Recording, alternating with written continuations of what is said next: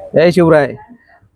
अखेर केंद्र सरकारच्या मस्तवाल शिक्षण मंत्र्यांना भारताच्या युवा पिढीपुढे झुकावं लागलं आणि राजीनामा द्यावा लागला. हीच खरी युवकांची ताकद आहे की भारतातील युवा काय करू शकतो याचं जिवंत उदाहरण आज आपल्या डोळ्यासमोर आलं. शिक्षण मंत्री धर्मेंद्र प्रधान यांनी राजीनामा दिला.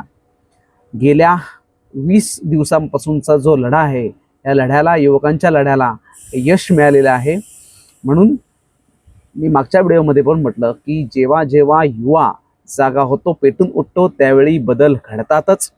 याच सरकारमधले काही मंत्री असं म्हणत होते की आम्ही मंत्र्यांचे राजीनामे घेत नाही. आज हे शब्द त्यांना गिळावे लागलेत आणि युवा वर्गाने नाकावर टिचून त्यांचा राजीनामा घेतलेला आहे. हा पहिला राजीनामा आहे. इथून पुढे असे अनेक राजीनामे होतील की ह्या देशामध्ये जेव्हा जेव्हा अन्यायकारक निर्णय घेतले जातील, अन्यायकारक गोष्टी घडल्या जातील, त्यावेळी हा भारतातील, या देशातील, या भारत भूमीतील युवा पेटून उठेल आणि सरकारला जाब विचारेल आणि सरकारला वेळेला प्रसंगी झुकवेल देखील. एवढं ह्या सरकारने लक्षात ठेवावं.